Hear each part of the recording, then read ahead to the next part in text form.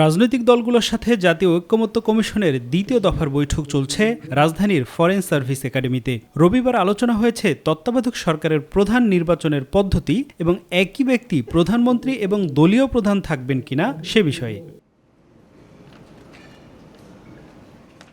বৈঠক শেষে ঐক্যমত্য কমিশনের সহসভাপতি অধ্যাপক আলী রিয়াজ বলেন, সব রাজনৈতিক দল নির্বাচনকালীন তত্ত্বাবধায়ক সরকারের ব্যাপারে একমত হয়েছে। প্রধানত আমরা তত্ত্বাবধায়ক সরকার ব্যবস্থার বিভিন্ন দিক নিয়ে আলোচনা করেছি। আপনারা জানেন যে সমস্ত রাজনৈতিক দলই এই ব্যাপারে একমত যে নির্বাচনকালীন তত্ত্বাবধায়ক সরকার ব্যবস্থা পুনঃপ্রতিষ্ঠা করতে হবে।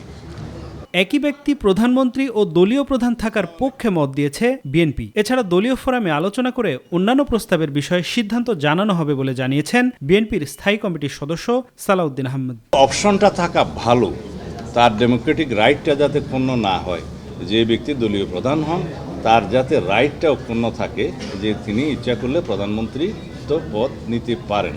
সেই জন্য আমরা বলেছি যে এটা ওপেন থাকা ভালো, যে দলীয় প্রধান ইচ্ছা করলে প্রধানমন্ত্রিত্ব নিতে পারেন।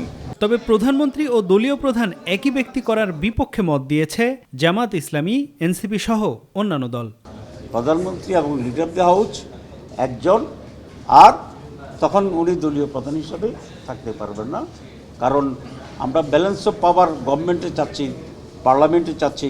তো একইভাবে পার্টিতেও একটা ব্যালেন্স অফ পাওয়ার থাকতে হবে, ডেমোক্রেটিক চর্চা থাকতে হবে। এটা হচ্ছে আমাদের স্পিরিট।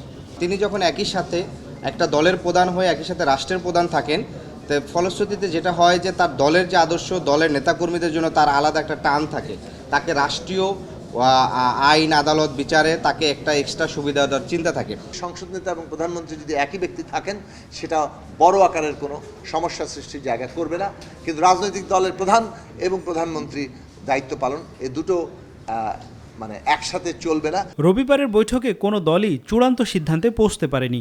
এ বিষয়ে আরও বৈঠক হবে বলে জানিয়েছে জাতীয় ঐক্যমত্য কমিশন। জুলাই সনদ ছাড়া। আফজাল হোসেন, মাই টিভি, ঢাকা।